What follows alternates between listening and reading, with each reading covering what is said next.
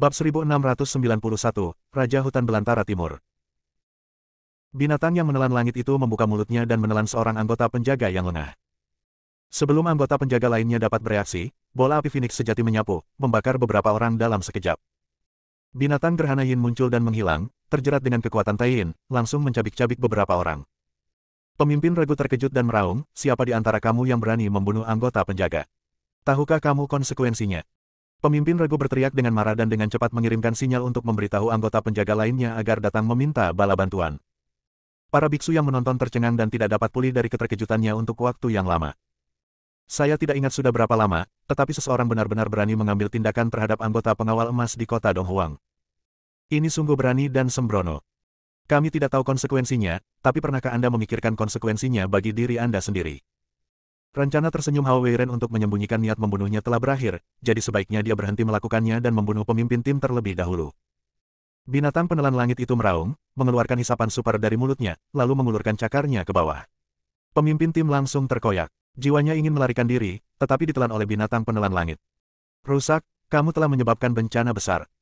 Ya, kamu membunuh anggota pengawal emas dinasti, dan kamu tidak akan bisa lolos dari kejaran dinasti bahkan sampai ke ujung bumi. Saya menyarankan Anda untuk segera melarikan diri, tetapi di mana Anda bisa melarikan diri? Banyak biksu yang menonton mulai berbicara, tetapi Aiden dan yang lainnya tampak sangat tenang. Saudara Aiden, ayo cepat keluar kota. Kakak beradik Xia hampir menangis, tapi mereka memberi mereka banyak peringatan di sepanjang jalan, menyuruh mereka untuk bersabar, tapi mereka tidak menyangka sesuatu akan terjadi. Aiden mengangguk, mengangkat kotak itu ke tanah dengan satu tangan, dan dengan cepat bergegas keluar kota dengan menunggangi kuda naga yang ketakutan. Hahaha, saudaraku, jangan berkata apa-apa, kuda naga ini enak sekali untuk ditunggangi. Ya, kecepatan Ryoma sama sekali tidak kalah dengan kita, dan sangat stabil, lumayan. Aiden mengangguk, memang benar. Kuku kuda naga ini terbang, stabil, juga bisa berjalan di udara, dan berlari kencang di bawah bintang-bintang. Setelah semua orang segera meninggalkan kota, mereka tidak menjauh dari kota Donghuang, melainkan memilih berhenti di tepi hutan jutaan mil di luar kota. Kalian berempat menjaga perimeter. Perintah Aiden. Segera, 4 binatang, anjing kuning besar, binatang pemakan yin, binatang penelan langit, dan setan kecil, bergegas keluar, mengambil alih 4 arah yaitu tenggara, barat laut dan barat laut. Saudara Aiden, apa yang harus kita lakukan sekarang? Kakak beradik Xia sangat khawatir. Tidak ada keraguan bahwa dinasti Donghuang tidak akan pernah menyerah dan akan mencari dia dan yang lainnya sekarang. Jangan khawatir, aku bukan kesemek yang lembut, aku bisa mencubitmu jika kamu mau. Aiden berkata dengan ringan, bagaimanapun juga, dia adalah dewa abadi Haotian di kehidupan sebelumnya, dan sekarang dia juga merupakan makhluk tingkat keabadian sejati yang agung, tak terkalahkan di bawah langit berbintang. Saat dia berbicara, dia membuat gerakan santai, dan pedang Zixiao muncul di tangannya. Energi pedang yang tajam menghancurkan segel kotak kayu itu. Segelnya terlepas, kotak kayu itu hancur berkeping-keping, dan seorang lelaki tua terjatuh dari dalamnya. Nafas lelaki tua itu lemah, dan dia mengenakan jubah naga sejati bercakar 9. Meskipun dia sengsara, kekuatannya dalam hidup masih bisa dilihat. Siapa orang tua ini? Guru Sekte Taiyin bertanya dengan rasa ingin tahu. Aiden menggelengkan kepalanya, dia tidak mengenal lelaki tua ini. Jika iblis kecil itu tidak memberitahunya bahwa lelaki tua itulah yang menggunakan sisa nafasnya untuk meminta bantuan anjing kuning besar di kota tadi, dia tidak akan tahu sama sekali. Saya khawatir orang ini dalam bahaya. Jiwanya benar-benar hancur, hanya menyisakan gumpalan samar. Kecuali dia memiliki teratai suci 9 daun, cepat atau lambat akan hilang. Aiden menghela nafas. Dia juga merasakan bahwa lelaki tua itu benar-benar sangat kuat di puncaknya. Jika bukan karena aturan bidang bintang ini, hanya butuh sekejap bagi lelaki tua itu untuk menjadi abadi. Donghuang, Raja Donghuang. Pada saat ini, saudara perempuan Xia Ying dan Xia Qing tercengang. Mulut mereka terbuka lebar. Mereka memandang lelaki tua yang menyedihkan itu dengan tidak percaya dan berteriak karena terkejut. Apa? Kamu bilang orang tua ini adalah Raja Donghuang? Tentu. Xing Wuya, Hao Weiren, Aiden, dan Master Sekte Taiyin semuanya melebarkan mata mereka pada saat yang bersamaan. Kakak beradik Xia mengangguk, menelan ludah, dan berkata dengan sangat terkejut, ya, lelaki tua ini adalah penguasa dinasti Donghuang, Raja Donghuang. Ini terlalu jahat. Biarkan aku menyimpulkannya. Xing Wuya menggerakkan tangannya, dan cahaya misterius keluar dari tubuhnya, menutupi Raja Donghuang dengan kabur.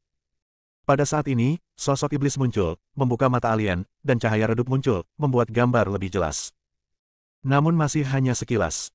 Yang mulia, orang tua ini tidak sederhana. Sangat sulit untuk memata-matai dan menyimpulkan segala sesuatu yang berhubungan dengannya. Mo Ying berkata dengan heran. Aiden mengangguk, dan dia memanggil pohon kuno Yuexi, dan kekuatan hidup yang besar terus melonjak menuju Raja Donghuang, membungkusnya. Pohon Yuexi kuno memancarkan vitalitas yang sangat besar, mencoba membungkus sisa jiwa Raja Donghuang, tetapi pengaruhnya kecil. Raja Donghuang terluka parah. Jika dia tidak mempertahankan sisa jiwa ini dengan bantuan teknik rahasia, jiwa itu pasti sudah hilang sejak lama. Jika orang ini benar-benar Raja Donghuang, maka kita harus berusaha semaksimal mungkin untuk menjaga jiwanya tetap abadi. Mungkin dia akan sangat berguna di masa depan. Aiden mengambil keputusan dan awalnya ingin meminjam formasi teleportasi dinasti Donghuang, tapi bingung untuk sementara waktu. Tidak ada keraguan bahwa Raja Donghuang yang terluka parah dan sekarat adalah titik terobosan yang sempurna. Cedera orang ini terlalu serius. Kecuali Anda dan saya menggunakan kekuatan tingkat keabadian sejati, akan ada peluang perbaikan. Master Sekte Taiyin menghela nafas. Selama masih ada sisa jiwa beku tersebut, hukum keabadian tertinggi dapat menjaganya tetap abadi, dan bila waktunya tepat, ia dapat dibentuk kembali menjadi tubuh aslinya. Namun, makhluk tingkat keabadian sejati tidak diizinkan muncul di wilayah bintang Songtian, jika tidak, formasi pembunuhan abadi akan terpicu. Semua orang berada dalam masalah sejenak. Aiden berhenti. Dia membuat segel dengan kedua tangannya dan memanggil cakram rahasia surgawi dari dantiannya. Cakram surgawi bersinar dengan kecemerlangan yang luar biasa, dan tetesan energi induk berwarna hitam dan kuning. Kami hanya dapat mencobanya dengan Tianjidis, kata Aiden. Kemudian dia mengendalikan perputaran cakram surgawi, dan energi induk hitam dan kuning menutupi sisa jiwa Raja Donghuang. Ibu Qisuan Huang adalah ibu dari segala sesuatu. Ia dapat menstabilkan segalanya dan sangat menunda hilangnya jiwa yang tersisa. Namun saat ini, sudah ada 2 jiwa yang tersisa di cakram Tianji, satu milik Xia Qianyu dan satu lagi milik Luo Tianshan. Bersama dengan gumpalan Raja Donghuang, itu menjadi 3 jiwa yang tersisa. Dia tidak yakin apakah di Tianji memiliki pengaruh sebesar itu. Tetapi Ibu Qisuan Huang menutupi sisa jiwa Raja Donghuang, dan seperti yang diharapkan, semua orang dapat merasakan bahwa hilangnya jiwa yang tersisa telah sangat melambat. Bab 1692, Kisah Dalam. Ini masih efektif, tapi tidak akan bertahan lama. Aiden menghela napas lega. Cara terbaik adalah mendapatkan formasi teleportasi dinasti Donghuang sesegera mungkin, lalu pergi ke Tianyuan untuk merebut teratai suci 9 daun, dan menggunakan kekuatan teratai suci untuk membangkitkan jiwa yang tersisa. Jika tidak, cepat atau lambat, ketiga roh sejati yang tersisa ini pada akhirnya akan lenyap. Saudara Aiden, apa yang harus kita lakukan sekarang? Kakak beradik Xia bertanya. Aiden berpikir sejenak, melihat ke kota Donghuang, dan berkata, saya pikir pasti ada masalah besar dalam dinasti Donghuang, bahkan Raja Donghuang terluka parah seperti ini. Semakin kacau, semakin baik, dan itu baik untuk kita. Maksudmu? Hao Weiren berkata dengan ragu. Masuk ke kota. Aiden berkata dengan tegas. Pada saat yang sama, di kota Donghuang, terdapat istana dinasti Donghuang. Seorang pria muda yang mengenakan baju besi emas dengan naga asli melilit tubuhnya sedang melihat ke kejauhan dengan tangan di belakang punggung. Di kakinya, sekelompok besar jenderal lapis baja emas berlutut di tanah, tetap diam dan tidak berani bernapas. Kelompok prajurit lapis baja emas ini dibagi menjadi 4 warna, termasuk anggota penjaga 4 elemen yaitu emas, kayu, air, dan api, kecuali penjaga elemen tanah. Yang mulia, mohon hukum saya. Bawahan ini tidak melakukan sesuatu dengan baik. Saya tidak tahu berapa lama waktu berlalu, tetapi seluruh aula sangat sunyi, dan tidak ada yang berani bersuara. Setelah sekian lama, seorang biksu emas berlutut di tanah dan berteriak pelan. Pemuda itu perlahan berbalik. 2 cahaya emas keluar dari matanya. Dia sangat kuat dan mengesankan. Jindun, kamu tidak bisa menangani hal kecil ini. Menurutmu apa yang harus aku lakukan denganmu? Suara pangeran kedua terdengar dingin, dan seluruh tubuhnya memancarkan aura pembunuh. Pria bernama Jindun adalah kapten tim penjaga tipe emas di antara tim penjaga 5 baris dinasti Baren Timur, dan kekuatannya berada di puncak transformasi dewa. Kali ini, mengikuti perintah rahasia pangeran kedua, jenazah Raja Donghuang dikirim keluar kota dan dibakar dengan api dari langit. Yang mulia, mohon maafkan saya. Jindun berlutut di tanah dan menjelaskan, bawahan saya telah mengetahui bahwa orang-orang yang membunuh anggota penjaga emas kami di kota Donghuang dan mengambil tubuh mereka adalah kelompok orang yang sama yang memicu formasi pembunuhan abadi di tepi hutan. Dari Donghuang belum lama ini. Oh. Yang mulia pangeran kedua tampak tertarik dan berkata, teruslah bicara. Jindun mengangguk dan berkata, menurut informasi yang dapat dipercaya, orang-orang itu pastilah makhluk tingkat keabadian sejati yang dengan gegabah masuk ke wilayah bintang Songtian, dan mereka ditemani oleh 3 binatang aneh berdarah kuno. Dia juga seharusnya berada di sini untuk teratai suci 9 daun. Peri sejati. Pangeran kedua berpikir, dengan senyum sinis di bibirnya. Kemudian dia melihat ketiga rangkaian anggota penjaga lainnya dan berkata, Jupiter, Suiling, Huoyan, kamu dan 3 lainnya segera mengirim anggota penjaga untuk membawa makhluk tingkat keabadian sejati itu kembali kepadaku. Seperti yang kamu perintahkan. Segera, kapten dari 3 penjaga elemen kayu, air dan api merespons secara serempak. Kemudian pangeran kedua memandang Jindun dan berkata, kamu, cepat gerakkan semua anggota penjaga sistem emas dan lakukan yang terbaik untuk menyelenggarakan konferensi diskusi Dao ini. Jindun mengangguk cepat, lalu bertanya dengan rasa ingin tahu, Yang Mulia, mayat itu. Lancang. Pangeran kedua berteriak dengan marah dan berkata, orang tua itu telah dihancurkan oleh rasa takut. Bahkan jika dia diculik, tidak masalah. Selama dia tidak jatuh ke tangan kakak laki-lakinya, dia bisa tenang. Juga, pantau dengan cermat setiap gerakan kakak tertuaku. Konferensi diskusi Dao akan segera hadir, jadi jangan menimbulkan terlalu banyak masalah, mengerti? Saya mematuhi perintah saya. Punggung Jindun basah oleh keringat, dan dia tidak berani menunjukkan amarahnya, jadi dia dengan pasrah keluar dari aula. Di sisi lain Istana Dinasti, Istana Timur. Ini adalah Istana Putra Mahkota, dan juga merupakan Istana Pangeran Li Chentian, pewaris sejati dinasti Donghuang. Sebagai pewaris dinasti Donghuang, Li Chentian adalah orang yang berkuasa dan jujur, serta cukup populer di kalangan Raja Donghuang. Dia sangat bertolak belakang dengan adik laki-lakinya Li Chenhe, dan sekarang konferensi Taoisme akan segera diadakan. Penyelenggara konferensi diskusi Dao ini adalah dinasti Donghuang. Pada saat itu, 8 kekuatan utama di wilayah Bintang Songtian dan generasi muda jenius akan berkumpul di kota Donghuang. Sebagai penyelenggara kompetisi ini, tentu kami mempunyai tanggung jawab yang berat. Namun pada saat ini, Raja Donghuang menghilang. Pada saat ini, Li Chentian sedang mondar-mandir, tidak dapat berbuat apa-apa. Di sampingnya, Earthwalker, Kapten Penjaga Bumi, juga merasa khawatir. Yang Mulia, apakah sesuatu yang tidak terduga akan terjadi pada raja kita? Tebak penjelajah bumi. Li Chentian menggelengkan kepalanya dan berkata, ayah saya memiliki tingkat kultivasi yang tinggi dan merupakan ahli terbaik di wilayah Bintang Songtian. Siapa di dunia ini yang dapat mengancamnya? Earthwalker berpikir sejenak dan melanjutkan, Yang Mulia, itulah masalahnya. Namun baru-baru ini ada rumor bahwa pangeran kedua sangat ingin memperebutkan tahta dan diam-diam berkolusi dengan banyak orang kuat yang telah membobol wilayah Bintang Songtian. Apakah menurut Anda hilangnya dan keberadaan raja saya tidak diketahui? Mungkinkah ini ada hubungannya dengan ini? Pejalan bumi, jangan bicara omong kosong. Li Chentian menegur, meskipun saudara laki-laki kedua saya licik, kejam dan suka membunuh, ayah saya adalah ayah kandungnya. Dia pasti tidak akan melakukan pengkhianatan seperti membunuh ayah saya. Wilayah Bintang Songtian benar-benar berbeda dari wilayah bintang lain di alam semesta yang luas. Wilayah bintang ini terletak di wilayah terpencil di alam semesta. Bahkan ada ahli tak tertandingi yang telah menyiapkan formasi mengejutkan untuk mencegah semua makhluk tingkat keabadian sejati memasuki bidang bintang ini. Oleh karena itu, selama bertahun-tahun yang tak terhitung jumlahnya, segala sesuatu di wilayah Bintang Songtian telah makmur dan belum terbaptis oleh perang apapun. Oleh karena itu, kelengkapan bidang bintang ini lebih tinggi dibandingkan bidang bintang kebanyakan, namun juga menimbulkan masalah. Orang-orang terkuat di bidang bintang ini tidak lebih dari para biksu di puncak transformasi dewa yang memotong diri mereka sendiri dengan pisau. Dia tidak ragu-ragu untuk melintasi galaksi yang luas, dan setelah 9 kematian, dia bergegas ke alam semesta yang luas, menyingkirkan perlindungan formasi pembunuhan abadi, dan menyerang alam keabadian. Beberapa orang gagal dan beberapa orang berhasil. Mereka yang berhasil memasuki alam keabadian sudah berkelana tanpa tahu harus kemana, sedangkan mereka yang gagal hanya tinggal debu dan berserakan di alam semesta. Menjadi abadi tidak semudah makan dan minum, harus melalui banyak kesulitan. Galaksi besar yang tak terhitung jumlahnya bergabung bersama untuk membentuk bidang bintang, dan bidang bintang hanya dapat mendukung paling banyak satu makhluk abadi sejati. Oleh karena itu, seiring berjalannya waktu, menjadi makhluk abadi telah menjadi masa lalu yang jauh bagi makhluk di wilayah Bintang Songtian. Benua kuno yang luas ini memiliki legenda yang tak ada habisnya dan sumber daya yang tak terhitung jumlahnya. Makhluk yang tak terhitung jumlahnya telah menghabiskan seluruh hidup mereka, dan sungguh luar biasa bisa memasuki alam transformasi ilahi. Oleh karena itu, di bawah perlindungan formasi khusus wilayah Bintang Songtian, seluruh benua kuno telah menjadi penjara untuk waktu yang lama. Setelah memasuki alam dewa transformasi, Anda bisa berumur panjang.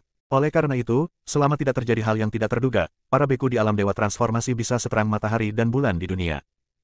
Namun selalu ada pengecualian untuk segala hal. Di wilayah Bintang Songtian yang luas, masih ada beberapa orang kuat yang mengejar jalan abadi. Para beku ini tidak rela menghabiskan seluruh hidup mereka bepergian melintasi jalan yang luas, memasuki alam semesta yang luas, dan bepergian ke galaksi-galaksi besar untuk mendapatkan pengalaman. Mereka memilih untuk tinggal di wilayah Bintang Songtian, dan dengan bantuan metode rahasia kuno, mereka menemukan cara lain, mencoba menipu formasi pembunuhan abadi dan menjadi abadi di wilayah Bintang Songtian. Di antara mereka, Li Chenhe, pangeran kedua dari dinasti Baren Timur, adalah salah satu dari mereka yang menekuni jalan abadi. Tentu saja, tidak ada yang tahu tentang ambisi Li Chenhe. Pada saat ini, di area terlarang di kota Donghuang, Li Chenhe ping mundur dan semua orang datang ke sini dengan tenang. Bab 1693, Konferensi Diskusi Dao. Dia menyapu pikiran spiritualnya yang kuat dan mengamati setiap gerakan di sekitarnya. Seluruh tubuhnya dikelilingi oleh naga asli yang diubah dari energi naga kekaisaran. Memasuki kawasan terlarang, serasa memasuki dunia lain. Mana melonjak di area terlarang, dan pilar tembaga besar menjulang tinggi ke langit. Beberapa rune kuno diukir di pilar tembaga. Dan kekuatan misterius dan tak terduga itu memancar dari pilar tembaga. Pangeran kedua, Li Chen-hai, melihat tulang-tulang yang berserakan di sekitar pilar tembaga, dan ekspresinya tenang. Dengan menyempurnakan dua keabadian sejati, saya dapat mencapai status keabadian semu. Meskipun tidak seperti keabadian sejati, itu sebanding dengan keabadian sejati, tetapi itu tidak cukup untuk memicu formasi pembunuhan abadi. Li Chen-he tersenyum bangga, tidak ada yang tahu tentang kawasan terlarang ini. Rune yang diukir di sekitar pilar tembaga membentuk formasi pemurnian abadi yang menakutkan. Dan dia secara alami adalah master dari formasi pemurnian abadi ini. Mayat yang berserakan di tanah memancarkan fluoresensi samar dan hampir abadi. Mereka semua adalah makhluk tingkat keabadian yang nyata. Anda ingin melintasi seluruh wilayah bintang, sangat sulit untuk meninggalkannya melalui langit, bahkan jika Anda berada di puncak transformasi dewa Anda, itu akan memakan waktu lama. Oleh karena itu, Li Chen-he telah mencari cara lain untuk menjadi abadi selama bertahun-tahun. Huang Tian melunasinya dan membiarkannya menemukan mayat di tempat putus asa di Wastelen Timur. Mayatnya abadi. Entah sudah berapa lama terkubur di dalam jedi. Masih ada sisa jiwa yang terkondensasi di sini. Li Chen-he, yang masuk secara kebetulan, menemukan petunjuknya, tetapi tertarik oleh sisa jiwa. Ternyata jiwa yang tersisa adalah makhluk tingkat keabadian nyata yang dengan gegabah memasuki wilayah bintang Zongtian bertahun-tahun yang lalu, mengaktifkan formasi pembunuh abadi, dan dibunuh oleh formasi tersebut. Ketika makhluk ini dalam bahaya, dia menggunakan metode rahasia untuk menghindari serangan mematikan dari formasi pembunuhan abadi. Jiwanya hancur dan tubuhnya meledak, hanya menyisakan jejak jiwanya yang bersembunyi di dalam mayat abadi. Semula seiring berjalannya waktu, sisa jiwa ini tidak berani kemana-mana, karena takut akan memicu reaksi formasi pembunuhan abadi lagi dan dilenyapkan. Sebelum jiwa yang tersisa akan benar-benar menghilang, Li Chen-he, yang ingin menjadi abadi, menerobos masuk. Di bawah pesona jiwa yang tersisa ini, Li Chen-he mencapai kerja sama dengannya. Formasi pemurnian abadi ini juga diajarkan oleh sisa jiwa. Jiwa yang tersisa bertumpu pada jiwa Li Chen-he dan tetap abadi. Selama bertahun-tahun, keduanya telah bekerja sama untuk menggunakan formasi ini untuk menyempurnakan berapa banyak makhluk abadi yang mereka miliki. Cara ini adalah dengan membentuk formasi pemurnian abadi untuk memurnikan makhluk tingkat keabadian sejati, karena setiap makhluk tingkat keabadian sejati akan memiliki sinar hukum abadi di tubuhnya. Selama hukum abadi ini dimurnikan, lalu diblokir dengan formasi besar, dan kemudian ditelan, ia dapat melewati formasi pembunuhan abadi yang menutupi seluruh bidang bintang. Setelah sejumlah hukum abadi dilahap, seseorang dapat menembus batas kemanusiaan dan mencapai status abadi semu. Meskipun makhluk abadi semu yang telah mencapai prestasi seperti itu tidak seperti makhluk abadi sejati yang diakui oleh semua cara di langit dan bumi, kekuatannya tidak lebih lemah dari makhluk abadi yang sebenarnya, dan dia tidak kebal terhadap eksekusi. Formasi pembunuhan abadi. Ayah, suatu hari nanti kamu akan mengerti aku. Wajah Li Chen-he tanpa ekspresi, dialah yang secara pribadi mengatur rencana untuk memikat Raja Donghuang ke dalam formasi pemurnian abadi, dan dengan bantuan kekuatan pemurnian abadi, dia membunuh Raja Donghuang. Jieji. Nafas Li Chen-he bergetar, dan bayangan hitam melayang keluar dari tubuhnya. Itu adalah sisa jiwa dari makhluk tingkat keabadian sejati saat itu. Setelah bertahun-tahun dipelihara, ditambah dengan hukum makhluk tingkat keabadian sejati yang dimurnikan melalui formasi pemurnian abadi, jiwa yang tersisa ini telah pulih dengan pesat. Jangan khawatir, Yang Mulia, mereka yang mencapai hal-hal besar tidak terpaku pada hal-hal sepele. Setelah kita berhasil, seluruh bidang bintang akan berada di bawah kaki kita, dan pengorbanan ayahmu tidak akan sia-sia. Saya harap begitu. Li Chen-he menjawab dengan tenang. Konferensi Taoisme akan segera hadir. Selama Anda memurnikan jiwa generasi jenius dari 7 kekuatan besar lainnya, ditambah 2 makhluk abadi sejati baru yang telah masuk, Anda dapat segera mencapai posisi abadi semu, dan dengan demikian kamu dapat merebut 9 Ye Seng Lian, bantu aku membangun kembali tubuh asliku. Jiwa yang tersisa tertawa bangga. Tanpa diduga, seringai dingin yang sangat tidak terlihat muncul di sudut mulut Li Chen-he. Di saat yang sama, Aiden dan rombongannya terus bergerak menuju kota Donghuang tanpa tergesa-gesa. Dalam beberapa hari terakhir, orang-orang kuat telah mengobrak-abrik ruang. Binatang penelan langit, yang sangat peka terhadap ruang, selalu merasakan sesuatu dan ingin mencari tahu tetapi tidak dapat melakukannya. Mungkin mereka adalah para jenius besar yang datang untuk berpartisipasi dalam konferensi diskusi Tao. Kekuatan di mana para jenius ini berada pasti memiliki formasi yang dapat melakukan perjalanan melalui ruang angkasa. Itu tidak mengherankan. Kakak beradik Xia menjelaskan. Setelah berhari-hari bepergian, semua orang merasa semakin lelah. Bidang bintang ini terlalu aneh dan terlalu besar. Jika tidak ada formasi penjelajahan luar angkasa, jika Anda terbang dengan kecepatan tinggi dan tidak dapat mengobrak-abrik ruang angkasa, Anda mungkin tidak dapat melintasi 4 bidang utama seumur hidup Anda, biarlah sendirian meninggalkan bidang bintang ini. Kota Donghuang, di Istana Dinasti Donghuang. Raja Donghuang tidak terlihat selama 7 hari berturut-turut. Pangeran tertua Li Chentian mengirim orang kemana-mana untuk mencarinya, tetapi tidak menemukan apapun. Saat ini, kedua pangeran berkumpul. Kedua bersaudara itu memiliki ide yang berbeda dan suasananya tampak agak tegang. Kakak kedua, ayahku hilang. Apakah kamu punya petunjuk? Li Chentian bertanya. Hehe. Li Chenhe mencibir dan berkata, ayah selalu menyayangi kakak tertuaku, jadi bagaimana dia bisa memberitahuku keberadaannya? Kakak kedua, bagaimana kamu bisa berbicara omong kosong? Kamu dan aku adalah saudara. Hanya dengan bekerja sama kita dapat mempertahankan kekuasaan dinasti. Li Chentian memberi ceramah. Oke, kakak. Li Chenhe kehilangan kesabarannya dan berkata, konferensi diskusi Tao 10 tahun telah dimulai. Formasi teleportasi dalam dinasti bereaksi keras baru-baru ini. Pasti 7 kekuatan besar lainnya dan beberapa orang dari Sekte Gunung Tersembunyi meminjam formasi untuk datang berpartisipasi dalam diskusi. Kongres Tao ada di sini. Sebagai saudara Wang, kamu harus menangani masalah ini. Li Chentian tidak berkata apa-apa lagi. Berita hilangnya Raja Donghuang tidak boleh menyebar. Jika tidak, hal itu pasti akan membangkitkan ketamakan 8 kekuatan besar lainnya. Tanpa Raja Donghuang, dinasti Donghuang mungkin akan kehilangan kualifikasi untuk duduk sejajar dengan 7 kekuatan besar lainnya. Buka formasi untuk menyambut kekuatan besar yang berpartisipasi dalam kompetisi. Perintah Li Chentian. Setelah mengatakan itu, Li Chentian memimpin anggota penjaga bumi menuju luar dinasti. Li Chenhe mencibir dan berjalan. Anggota 5 penjaga dinasti dan 4 elemen logam, kayu, air, dan api telah sepenuhnya mematuhi perintah pangeran kedua, hanya penjaga bumi yang selalu mematuhi perintah pangeran tertua. Di dinasti Square yang besar, 9 pilar tembaga disusun, dan pilar tembaga tersebut diukir dengan berbagai rune padat. Rune tersebut memancarkan kekuatan yang menakjubkan dan terhubung dengan bintang-bintang di langit. Ini adalah formasi teleportasi luar angkasa. Hanya satu dari 8 kekuatan besar seperti dinasti Donghuang, ditambah beberapa sekte gunung tersembunyi dengan fondasi yang dalam di belakangnya, yang memiliki kekuatan untuk menyebarkan formasi luar angkasa ini. Konferensi diskusi Dao ini dapat dihadiri oleh generasi muda orang-orang kuat dari semua ras di wilayah bintang Zongtian. Karena perjalanannya panjang dan luas, para jenius dari 4 domain utama akan bergabung dengan kekuatan besar terdekat dan menggunakan formasi teleportasi luar angkasa untuk datang ke kota Donghuang untuk berpartisipasi dalam konferensi. Mengikuti perintah Li Chentian, Kapten penjaga 5 elemen logam, kayu, air, api, dan tanah mengambil tindakan satu demi satu, 5 sinar cahaya dengan warna berbeda naik ke langit, dan kemudian dengan cepat berkumpul dan mendarat pada 9 pilar tembaga. Bab 1694, berkumpul bersama. Pilar tembaga itu bergetar hebat, memancarkan 9 sinar cahaya ilahi yang melesat langsung ke langit tak berujung. Kemudian, sebuah pintu luar angkasa tiba-tiba terbuka, menghubungkan ke jarak yang tak berujung.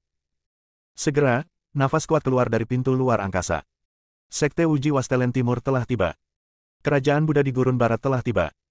Nanling Fei Xianmen telah tiba. Keluarga Kitahara Feng ada di sini. Keluarga Kitahara Hime ada di sini.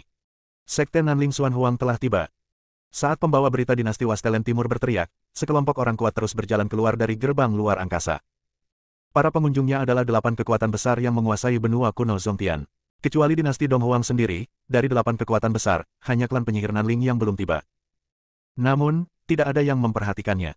Klan Wu memiliki gaya yang unik, dan metode budidayanya sama sekali tidak sejalan dengan 7 kekuatan besar lainnya. Seiring berjalannya waktu, beberapa orang kuat dari gerbang gunung tersembunyi juga keluar dari gerbang luar angkasa. 7 kekuatan besar ini dan sekte gunung tersembunyi telah mengirimkan generasi muda terkuat satu demi satu. Tujuannya adalah untuk menonjol dari kerumunan di konferensi diskusi Tao ini dan bersaing untuk mendapatkan satu-satunya cahaya abadi. Cahaya abadi adalah harta tak tertandingi yang diturunkan dari zaman kuno di wilayah bintang Zongtian. Cahaya abadi ini memiliki asal-usul yang luar biasa. Cahaya ini dibagi menjadi 8 bagian dan disimpan bersama oleh 8 kekuatan utama. Dalam setiap konferensi diskusi Tao, pemenang akhir akan menerima cahaya abadi yang dimahkotai bersama oleh para pemimpin 8 kekuatan besar. Dengan cahaya abadi yang melindungi tubuh, seseorang dapat menghindari semua hukum langit. Meskipun dia bukan makhluk abadi, dia cukup untuk menentang semua musuh. Dengan kata lain, begitu seorang beku pada tahap awal menjadi dewa memperoleh perlindungan cahaya abadi, dia dapat menantang orang kuat yang bunuh diri di puncak menjadi dewa tanpa mempertaruhkan nyawanya. Selama berabad-abad, para beku yang telah memperoleh cahaya abadi adalah orang-orang yang sangat berbakat dan cantik. Cahaya peri sangatlah misterius, dan konon juga ditinggalkan oleh para ahli tak tertandingi yang menjaga bidang bintang ini. Mengapa kamu tidak melihat Raja Donghuang? Pada saat ini, Janji Zonzi, pemimpin sekte Janji, menyapu seluruh tempat latihan dinasti dan bertanya dengan heran. Begitu Ujizi mengatakan ini, orang-orang dari kekuatan besar lainnya juga menjadi penasaran. Biasanya, Raja Donghuang pasti akan muncul sendiri di acara akbar tersebut. Dua pangeran, mengapa Raja Donghuang tidak muncul? Ji Litian, kepala keluarga Beiyuan Ji, juga bertanya dengan heran. Ayah saya sedang retret baru-baru ini, jadi tidak nyaman baginya untuk muncul. Saya mohon maaf, senior. Li Chentian dengan cepat menjelaskan. Klan penyihir Nanling. Kenapa kamu belum sampai? Pada saat ini, orang-orang kuat dari Nanling Feixianmen mulai berteriak. 8 kekuatan utama mewakili 8 kutub wilayah bintang Zongtian. Pertemuan besar seperti konferensi diskusi Tao harus dihadiri oleh 8 kekuatan besar secara langsung. Pada saat ini, semua kekuatan yang bersaing telah tiba, dan seluruh kota Donghuang sibuk dengan aktivitas. Setidaknya ratusan juta biksu mengikuti kekuatan besar melalui formasi luar angkasa. Oh, orang-orang dari klan penyihir selalu bertingkah aneh. Seorang pria kuat dari sekte Xuan Huang berkata dengan sinis. Senior. Saat ini, Li Chentian berteriak, mengapa kita tidak pindah ke arena seni bela diri dan menunggu orang kuat dari klan Wu tiba? Tidak peduli apa, hanya itu yang bisa dilakukannya. Banyak orang kuat mengangguk setuju. Area lapangan pertunjukan seni bela diri sangat luas, dan terdapat panci ketel yang digantung di udara, yang diperuntukkan bagi orang-orang dari 8 kekuatan utama. Terdapat ruang terbuka di tengah arena seni bela diri, yang berfungsi seperti sebuah cincin. Ada formasi yang diatur oleh orang-orang kuat di sekelilingnya untuk mencegah kekuatan tempur berbakat dari semua pihak menghancurkan cincin tersebut selama pertempuran Tao. Kali ini, Sekte Xuan Huang mengirimkan Xuan King, pemuda pertama di sekte tersebut, Fei Wuji, orang pertama dari sekte Nanling Feixian, keluarga Feng Feng Qingyang, keluarga Ji Jizan, sekte Janji Moli, dan kerajaan Buddha mengirimkan biksu pertapa. Pangeran kedua Li Chen He yang naik panggung secara pribadi dari dinasti Donghuang. Kekuatan ketujuh jenius ini sudah mencapai puncak transformasi ketuhanan, bahkan dikabarkan beberapa di antaranya sudah menyentuh tingkat keabadian dan sudah bisa menjadi abadi. Namun mengingat sifat khusus wilayah bintang Zongtian, dia kemudian bunuh diri. Pada saat ini, Li Chen He melirik 6 jenius dari 6 kekuatan besar lainnya, dan senyuman sinis muncul di bibirnya. Terutama sisa jiwa yang tersembunyi di dalam tubuhnya, terjalin dengan jiwanya, bahkan lebih mengasyikkan. Li Chen He tidak tertarik dengan apa yang disebut cahaya abadi. Yang dia kejar adalah mencapai buah dao yang abadi. Selama dia menelan jiwa muda dari 7 orang yang penuh dengan kekuatan jiwa, dan kemudian memperkenalkan Aiden dan Master Sekte Taiyin ke dalam formasi pemurnian abadi untuk menyempurnakan hukum Dao abadi, dia akan tujuannya dapat tercapai. Pada saat yang sama, Aiden dan kelompoknya akhirnya tiba di kota Donghuang lagi setelah melakukan perjalanan terus-menerus. Saudara Aiden, senior, konferensi diskusi Dao telah dimulai. Kakak beradik Xia sedikit bersemangat. Konferensi diskusi Dao ini adalah acara akbar yang diadakan setiap 10 tahun sekali di wilayah bintang Zongtian. Pada saat itu, para jenius besar dari 4 wilayah utama akan datang untuk berpartisipasi. Hampir tidak ada aturan dalam kompetisi. Siapapun dapat mengikuti kompetisi dan bersaing untuk mendapatkan kekuatan. Satu-satunya aturan adalah, jangan membunuh sampai poinnya tercapai. Ayo kita lihat juga. Hao Weiren sangat tertarik. Kita harus pergi. Xia Ying menjelaskan, konferensi Taoisme mempertemukan semua orang jenius dari benua kuno Zongtian. Para jenius ini berasal dari 4 wilayah utama, sehingga dinasti Donghuang pasti akan mengaktifkan formasi luar angkasa. Ketika Aiden mendengar bahwa formasi luar angkasa akan diaktifkan, Aiden, yang pada awalnya tidak terlalu tertarik, langsung tertarik. Karena itu, kita harus pergi dan berpartisipasi. Master Sekte Taiyin juga menggema. Aiden mengangguk dan bertanya, hadiah apa yang akan diberikan kepada pemenang konferensi diskusi Dao ini? Hadiahnya adalah cahaya peri. Kata saudara perempuan Xia. Cahaya peri. Semua orang bingung. Ya, konon cahaya peri ini diturunkan oleh penjaga daratan. Ia dibagi menjadi 8 bagian dan dikendalikan oleh 8 kekuatan besar. Dan selama pemenang forum Dao akan dinobatkan dengan cahaya abadi oleh 8 kekuatan besar, aura cahaya abadi ini akan konsisten dengan formasi pembunuhan abadi, karena mereka tidak akan dibunuh oleh formasi tersebut. Dan dengan cahaya peri yang melindungi tubuhnya, dia hampir tak terkalahkan. Apakah ada hal seperti itu? Aiden juga bingung. Tampaknya bidang bintang ini memang sangat istimewa. Makhluk tingkat keabadian sejati tidak boleh muncul, tetapi ada cahaya peri. Bagus. Xia Ying terus menjelaskan, pemenang dari setiap sesi sebelumnya telah menerima berkah cahaya peri. Kecepatan kultivasi mereka tidak hanya meningkat pesat, tetapi mereka tidak pernah dikalahkan di level yang sama. Kalau begitu kita harus pergi dan melihatnya. Xing Wuya juga menjadi tertarik. Jika Anda bisa mendapatkan perlindungan cahaya peri dan menjadi tak terkalahkan di alam yang sama, ini memang godaan yang besar. Meskipun tidak ada makhluk tingkat abadi di wilayah bintang Zongtian, selama bertahun-tahun, ada banyak sekali monster tua yang bisa menjadi abadi tetapi bunuh diri. Untuk waktu yang lama, monster-monster tua ini telah berkeliaran di antara puncak inkarnasi dan keabadian sejati, berlatih keras, dan kekuatan mereka harus jauh melebihi kekuatan biksu biasa di puncak inkarnasi. Beberapa orang tidak segan-segan pergi dan melihat-lihat. Agar tidak menimbulkan sensasi, Aiden secara khusus memerintahkan binatang gerhana Yin, binatang penelan langit, setan kecil, dan anjing kuning besar untuk bersembunyi, dan yang terbaik adalah tidak muncul kecuali benar-benar diperlukan. Pada saat ini, ruang di atas beberapa orang tiba-tiba bergetar, dan aura kuat yang tak terhitung jumlahnya muncul. Tampaknya ruang itu bisa terkoyak kapan saja, dan sesuatu akan segera lahir. Bab 1695, Klan Penyihir Nanling. Beberapa orang dengan cepat mundur, melepaskan pikiran spiritual yang kuat dan melihat sekeliling dengan waspada. Benar saja, saat retakan muncul di angkasa, banyak sekali sosok yang keluar dari sana. Yang pertama keluar dari kehampaan adalah sekelompok pria bertelanjang dada dengan kulit perunggu dan kepala lebih tinggi dari manusia biasa. Klan Penyihir Nanling. Kakak beradik Xia terkejut. Klan Penyihir Nanling adalah eksistensi paling istimewa di wilayah Bintang Zongtian. Orang Wu pada dasarnya suka berperang dan memuja yang kuat. Tubuh fisik mereka secara alami sebanding dengan harta biasa dan memiliki pertahanan yang sangat kuat. Dikabarkan bahwa klan Da Cheng Wu, yang berada di puncak tahap transformasi ilahi, tidak dapat bertarung untuk menjadi abadi, tetapi mereka dapat bertarung melawan keabadian sejati. Justru karena garis keturunan klan penyihir sangat berbakat dan memiliki kekuatan tempur yang tak tertandingi, ia selalu diserang oleh 7 kekuatan besar lainnya. Namun, klan Wu mengandalkan persatuan dan keberanian mereka untuk maju, dan masih kokoh menduduki posisi mereka sebagai salah satu dari 8 kekuatan besar. Aiden dan yang lainnya terkejut. Mereka tidak menyangka akan bertemu orang-orang dari klan Wu di sini. Secara logika, sebagai 8 kekuatan besar, klan Wu seharusnya sudah tiba di arena seni bela diri sejak lama. Sayangnya, ini salah pamannya. Formasi ini sudah lama rusak dan menjadi kacau. Salah satu pemimpin klan penyihir terkemuka mengutuk. Pemimpin klan, untungnya penyimpangannya tidak terlalu jauh, kalau tidak saya akan ditertawakan sampai mati oleh 7 kekuatan besar lainnya. Seorang prajurit penyihir berkata dengan keras. Ketua, kami akan pergi. Kami terlambat, dan orang-orang itu mulai menertawakan klan penyihir kami lagi. Bagus. Sang patriark memandang sekilas ke kerumunan biksu yang bergegas keluar dari ruang mengikuti prajurit klan Wu. Semua biksu ini adalah kekuatan kecil dan menengah yang melekat pada klan Nanling Wu. Kekuatan kecil dan menengah ini tidak memiliki kekuatan untuk membangun formasi teleportasi luar angkasa khusus, sehingga mereka hanya dapat mengandalkan 8 kekuatan besar. Wizan, apakah kamu yakin dengan juara konferensi diskusi Dao ini? Pemimpin klan Wu melirik pemuda yang memegang tongkat besar dan berteriak keras. Patriark, jangan khawatir, kali ini saya pasti akan menggunakan tongkat untuk memberi pelajaran kepada orang-orang ini, memenangkan cahaya abadi, dan berjuang untuk kejayaan. Nama pemuda tersebut adalah Wu Zan, dan ia merupakan satu-satunya keturunan klan Wu yang memiliki bekas darah leluhur yang mengalir di tubuhnya selama ribuan tahun. Hei, kenapa kalian tidak pergi? Pada saat ini, pemimpin klan Wu melihat Aiden dan kelompoknya berdiri di samping, dan mau tidak mau bertanya dengan ragu. Aiden tidak bergerak, dia mengamati kelompok anggota klan Wu.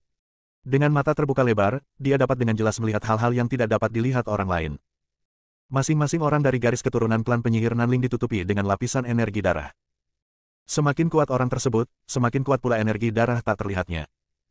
Yang paling mengejutkannya adalah garis keturunan prajurit Wu ini sangat mirip dengan garis keturunan Qiyu yang pernah dilihatnya di bumi. Apakah itu garis keturunan Qiyu? Aiden berkata pada dirinya sendiri, dia tidak yakin, tapi pertanyaan ini muncul di benaknya. Qiyu adalah dewa agung dalam legenda bumi. Aiden pernah keluar dari pertunjukan. Orang ini mungkin adalah seorang biksu legendaris yang telah meninggalkan banyak legenda di bumi. Bahkan mungkin melibatkan perang di kehidupan Anda sebelumnya. Apa yang kamu bicarakan? Pemimpin klan Wu memandang Aiden dengan tidak senang dan berteriak, suaranya seperti bel. Aiden akhirnya tenang dan tidak berkata apa-apa lagi. Ayo pergi. Melihat ini, Hao Weiren mendesak ke depan. Aiden mengangguk, berbalik dan pergi bersama semua orang. Ketika Aiden dan yang lainnya berjalan pergi, prajurit penyihir dari klan penyihir tiba-tiba berkata, pemimpin klan, barusan aku merasakan darah leluhur di tubuhku sepertinya bereaksi, seolah siap bergerak, yang membuat semangat juangku melambung tinggi. Kebangkitan darah nenek moyang. Pemimpin klan Wu sangat gembira dan bertanya dengan cepat, bagaimana dengan sekarang? Tampaknya tenang dan normal kembali. Wu Zan berkata dengan ragu. Apa yang terjadi? Pemimpin klan. Prajurit Wu lainnya bertanya dengan rasa ingin tahu. Tidak tahu. Pemimpin klan Wu melirik sekelompok orang Aiden yang telah menghilang, dan berkata pada dirinya sendiri, mungkinkah ada sesuatu yang istimewa pada prajurit manusia tadi yang merangsang darah leluhur di tubuh Wu Zan. Di kota Donghuang, alun-alun dinasti sudah penuh sesak dengan orang, dan pada dasarnya semua biksu dari berbagai wilayah besar ada di sini. Langit dipenuhi dengan gelombang mana, dan cahaya berbagai warna membubung ke langit. Kota suci manusia yang megah ini juga mengejutkan para biksu yang datang untuk berpartisipasi dalam konferensi diskusi Dao. Wilayah Bintang Zongtian sangat luas sehingga banyak biksu tidak meninggalkan wilayah tersebut sejak lahir hingga hari kematian. Banyak biksu di kota Donghuang yang pernah mendengarnya, tetapi ini adalah pertama kalinya sebagian besar dari mereka melihatnya dengan mata kepala sendiri. Lagi pula, butuh waktu lama untuk menempuh perjalanan melalui ribuan gunung dan sungai serta benua yang luas untuk mencapai kota Donghuang. Aiden, pemimpin sekte Taiyin, saudara perempuan keluarga Xia, Xinghuya, dan Hao Wei berada di antara kerumunan dan menyaksikan dengan penuh minat. Selama periode ini, Aiden dan Master Sekte Taiyin diam-diam pergi, ingin mengamati formasi teleportasi luar angkasa. Namun tak lama kemudian mereka berdua kembali tanpa hasil. Ada orang-orang kuat yang menjaga formasi di luar. Orang-orang yang menjaga formasi teleportasi adalah penjaga kuat dari 5 seri dinasti Donghuang, semuanya adalah biksu di puncak inkarnasi mereka. Meskipun Aiden dan Master Sekte Taiyin tidak takut sama sekali, mereka tidak dapat melawan banyak orang. Terlebih lagi, kami berada di dalam kota kerajaan saat ini. Jika terjadi sesuatu yang menarik perhatian, kami akan mendapat masalah besar. Oleh karena itu, mereka berdua hanya mengamati 9 pilar tembaga dengan mata mereka dari pinggiran, dan berbalik bahkan tanpa melepaskan pikiran spiritual mereka. Saudaraku, bagaimana kabarmu? Hao Weiren bertanya. Memang ada formasi teleportasi luar angkasa, tapi ada lebih dari 100 orang kuat dari 5 seri dewa di luar yang menjaganya. Saya khawatir tidak mungkin untuk menerobos. Aiden menghela nafas. Lupakan saja untuk saat ini, mari kita lihat kekuatan dari apa yang disebut jenius di bidang bintang ini. Xing Wuya tersenyum. Aiden mengangguk, dan sekelompok orang tetap diam, meringkuk di antara kerumunan dan mengamati dengan penuh perhatian. Di atas, orang-orang dari 8 kekuatan besar berbaris membentuk lingkaran, menghadap ke arena besar di bawah. Sebagai penyelenggara konferensi diskusi Dao ini, Li Chentian, pangeran tertua dinasti Donghuang, mulai mengumumkan peraturan kompetisi atas nama Raja Donghuang. Pangeran tertua, Li Chen, adalah seorang yang agung, tampan, dan seorang biksu di puncak transformasi ilahi. Di sebelahnya ada seorang pria muda bertubuh kurus namun wajahnya tampak seperti pembunuh. Keduanya tampak agak mirip, tetapi jelas bahwa pemuda kurus itu memiliki kultivasi yang jauh lebih tinggi daripada Li Chentian. Kakak beradik Xia menunjuk pemuda di sebelah Li Chentian dan berkata, orang itu adalah Li Chenhe, pangeran kedua dari dinasti Donghuang. Aiden mengikuti suara itu dan melihat wajah pangeran kedua Li Chenhe dingin, dan seluruh tubuhnya memancarkan niat membunuh. Kekuatannya sangat kuat, setidaknya jauh lebih kuat dari kakak di sebelahnya. Orang ini agak aneh. Aiden mengerutkan kening. Sungguh perasaan yang tak terlukiskan. Master Sekte Taiyin juga merasakannya. Meskipun keduanya menekan kekuatan mereka sendiri dan terbatas pada puncak transformasi ilahi, bagaimanapun juga, mereka adalah pembangkit tenaga listrik tingkat keabadian sejati, dan kemampuan penginderaan mereka secara alami jauh lebih kuat daripada orang biasa. Anak ini sekilas bukan orang baik. Hao Weiren tertawa dan mengutuk. Biarkan aku mencari tahu. Xing Wuya juga menjadi tertarik dan mulai menggerakkan tangannya. Bersambung.